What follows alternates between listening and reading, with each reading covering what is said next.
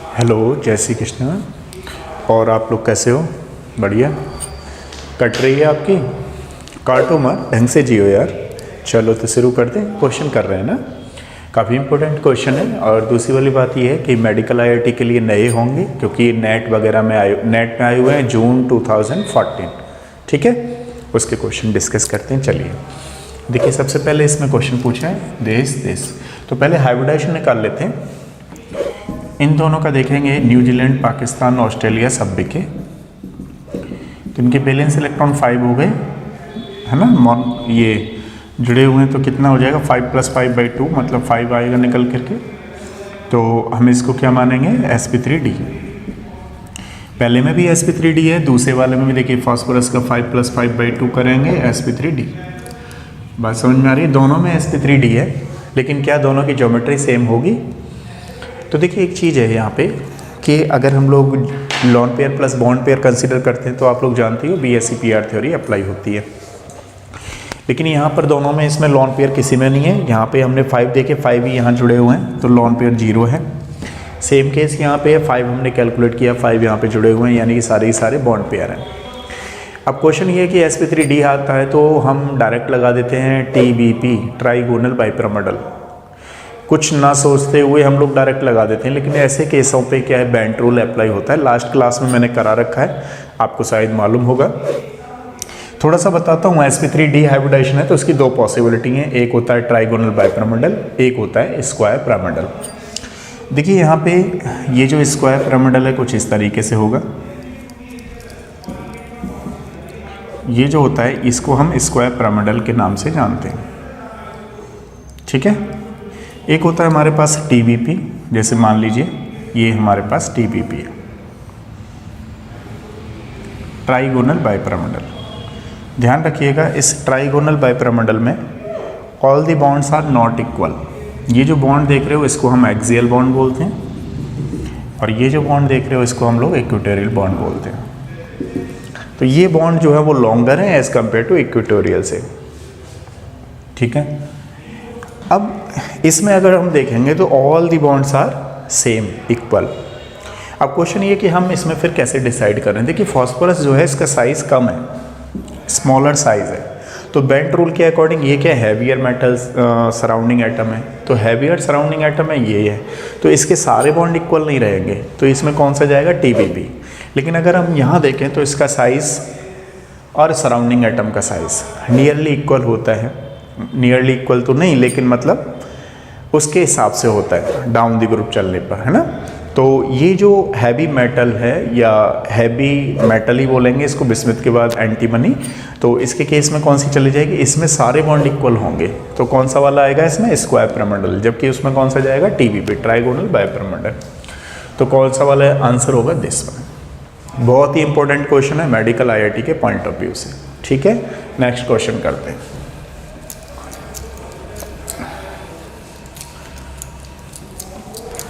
देखिए यहाँ पे क्वेश्चन है, correct pair of non linear. Non linear पूछा है हमें, आइसो स्ट्रक्चर पूछा है। नॉन लीनियर का मतलब जिसकी लीनियर स्ट्रक्चर ना हो।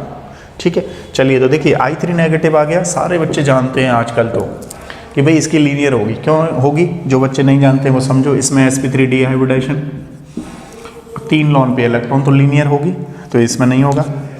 यहाँ पे चेक करें, यहाँ पे कर लेते हैं। सल्फर का कितना 6 + 2/2 कितना आ गया 4, लॉन पेयर 2, बेंट शेप होगी। यहाँ पे देखिए I3 को ऐसे करिए तो कितना आ गया 7 + 2 - 1/2 4, 2 लॉन पेयर बेंट, तो यही है आंसर। तो लेकिन एक बार चेक करा देता हूँ आपको ये क्यों नहीं हुआ। देखो इसमें लीनियर होगा, 7 + 2 + 1/2 कितना हो गया, यहाँ पे 5 sp3d, 3 lone pair electron linear. यहाँ पे ये भी आया हुआ लीनियर, तो समझ रहे हो कौन सा आंसर होगा, सेकंड। थर्ड वाला देखिए। अच्छा, थर्ड वाले क्वेश्चन में काफ़ी इंपॉर्टेंट क्वेश्चन क्यों हो जाता है ये मालूम है। कुछ बच्चों को लगता है 12th में एक NCERT बुक में कुछ पॉइंट लिखे हुए हैं तो उसके हिसाब से बच्चा कन्फ्यूज़न में चलता है। पहले यहाँ लिख लो, ozone present in upper atmosphere protect people on the earth. तो बच्चों को लगता है हम तो CFC पढ़े हुए हैं, बस वही लगाएंगे।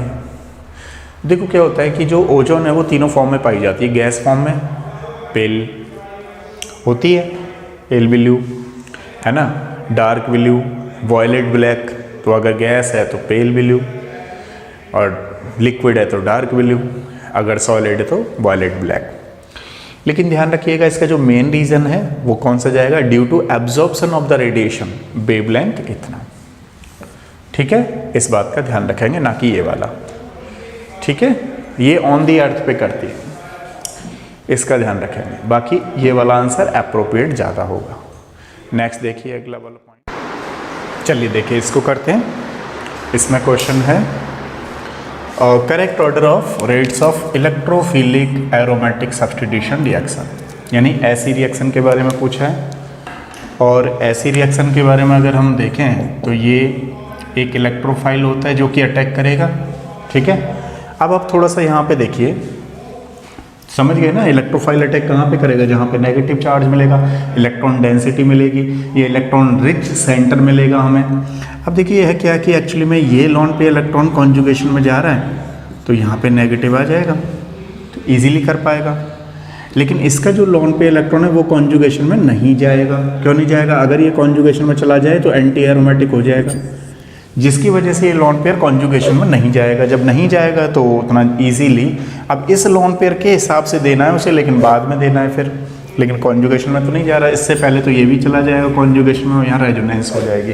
तो सबसे पहले यहाँ पे जुड़ा हुआ है रिलीजिंग ग्रुप, यहाँ पे थोड़ा सा स्लाइटली विथड्रॉइंग ग्रुप। तो पहले किसको प्रायोरिटी देंगे, फर्स्ट को, फिर थर्ड को, फिर सेकंड को। तो कौन सा वाला आंसर होगा बताओ, first, third and second, first, third and second, तो ये वाला आंसर होगा, ठीक है।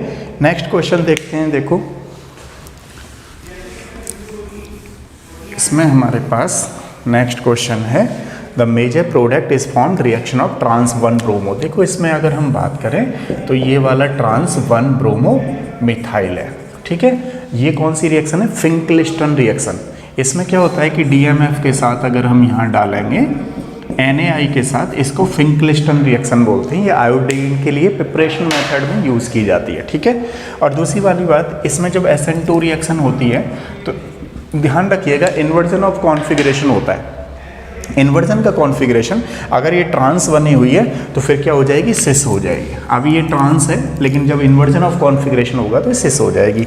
तो कौन सी वाली, देखो यहाँ पे डबल बॉन्ड आएगा नहीं, है ना, ये देखो ट्रांस ही बनी हुई है तो ये होगा नहीं। तो कौन सा आंसर है हमारे पास, थर्ड, क्योंकि ये पहले कैसी थी, ट्रांस थी, अब कैसी हो जाएगी, सिस। इसको क्या बोलते हैं, inversion of configuration. SN2 reaction mechanism follow करेगी, फिंकलिस्टन रिएक्शन है, आयोडीन के प्रिपरेशन में यूज़ की जाती है।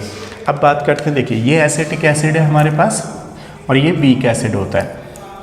अब ध्यान रखिएगा, ये एसिटिक एसिड लीविंग ग्रुप से तो जुड़ेगा, लेकिन जहाँ जैसी पोजीशन है उसको रिटेन करेगा, इसका ध्यान रखना है, ठीक है।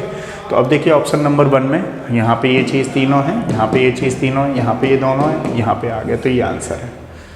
अच्छा ये भी चेक कराना, देखो ये डबल बॉन्ड तो आएगा नहीं, ठीक है। तो बाकी शायद ये पोजीशन डिफरेंट होगी, दिस, देखो यहाँ पे ये पोजीशन डिफरेंट है तो ये नहीं होगा। तो कौन सा आंसर है, फर्स्ट। नेक्स्ट देखिएगा, आगे करते हैं। चलिए देखिए इस क्वेश्चन को करते हैं। अब सबसे पहले आया है इसमें बेसिसिटी का ऑर्डर बताना है, ठीक है। एक चीज़ ध्यान दीजिएगा इसमें कि यहाँ पर इंटर और इंट्रामोलिकुलर का जो केस चलता था, जिसकी वजह से ये चेंजिंग होता था एसिडिक बेसिक कैरेक्टर, अब चेंज नहीं होगा क्योंकि हाइड्रोजन बॉन्डिंग होगी नहीं। अच्छा पहले क्या होता था कि H होता यहाँ पे, तो सबसे पहले कौन सा हो जाता था, ये वाला, जबकि -R यहाँ पे ज़्यादा लगता था। लेकिन ये क्या, इंटरमोलिकुलर H बॉन्डिंग होता था, ये इंट्रा, तो इसका एसिडिक कैरेक्टर ज़्यादा हो जाता था एज़ कम्पेयर टू दिस। लेकिन अब यहाँ पे कुछ होगा नहीं, हाइड्रोजन बॉन्डिंग का केस नहीं है, तो यहाँ क्या है, -R इफेक्ट। तो ये एसिडिक कैरेक्टर सबसे ज़्यादा है, क्योंकि और तो पैरा पोजिशन में -R लगेगा, है ना। ये मेटा, तो बेसिक कैरेक्टर किसका ज़्यादा होगा, मेटा का, सेकेंड। फिर दूसरी वाली बात क्या है कि फिर इसका होगा, क्योंकि यहाँ -R इफेक्ट ज़्यादा लगेगा तो ये एसिडिक में चला जाएगा। तो पहले second, third and first answer होगा, ठीक है। मान लीजिए यहाँ पे हाइड्रोजन होता, ध्यान दीजिएगा, एक्सेप्शनली ये ज़्यादा एसिडिक होता, ये नहीं होता। क्यों, क्योंकि यहाँ पे इंट्रामोलिकुलर होती, यहाँ पर इंटर होती। तो बेसिक कैरेक्टर समझ में आ गया आपको। मेटा वाली पोजीशन पे केवल -I इफेक्ट लगेगा, -R नहीं लग रहा। इन दोनों पे -R लग रहा है, लेकिन यहाँ -R ज़्यादा लग रहा है, यहाँ कम लग रहा है, क्योंकि हाइड्रोजन बॉन्डिंग के केस ही नहीं है। तो कौन सा आ जाएगा, सेकंड, थर्ड एंड फर्स्ट, ठीक है। अब ध्यान दीजिएगा ज़रा, consider the following in the cis and trans. ध्यान दीजिएगा, सिस की सारी चीज़ें ज़्यादा होती हैं, ट्रांस की दो ही चीज़ें ज़्यादा होती हैं, एक तो स्टेबिलिटी और दूसरा मेल्टिंग पॉइंट। ठीक है, तो पहले देख लेते हैं। और एक और चीज़ रिंग फ्लिपिंग जो करती है वो ट्रांसफॉर्म ज़्यादा करती है, क्योंकि सिस है ना, रिंग फ्लिपिंग जो करती है वो क्या करती है, ट्रांसफॉर्म। तीन चीज़ें ज़्यादा हैं। तो देखिए, सिस इज़ मोर स्टेबल, नहीं गलत है, ट्रांस इज़ मोर स्टेबल, ये सही है, एक तो बी वाला सही है, trans isomer undergo ring flipping, ये वाला। तो बी और सी आंसर आएगा इसका। कौन सा आ जाएगा, ये वाला। ठीक है, अब थर्ड देखिएगा, नेक्स्ट वाले पॉइंट में क्या है कि इसमें टॉटोमर्स हैं, ये तो समझ में आ रहा है आपको।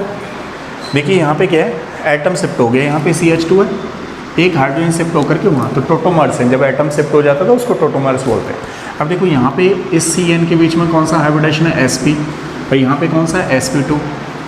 तो इसने क्या पूछा है, बेसिक। तो बेसिक कौन सा होता है, sp2 ज़्यादा होता है, तो बाई बेसिक ज़्यादा हो गया, तो दे आर टोटोमर्स। एक तो बी सही है, दे आर टोटोमर्स, और बाई मोर बेसिक है, तो इसमें BC सही है। तो कौन सा वाला आएगा, ये वाला। ठीक है, तो देखिए बच्चों, ये थे आपके क्वेश्चन, और क्वेश्चन कराएंगे आगे, आप करते रहिए। कोई प्रॉब्लम डाउट आए तो आप कमेंट्स बॉक्स में ज़रूर लिखें।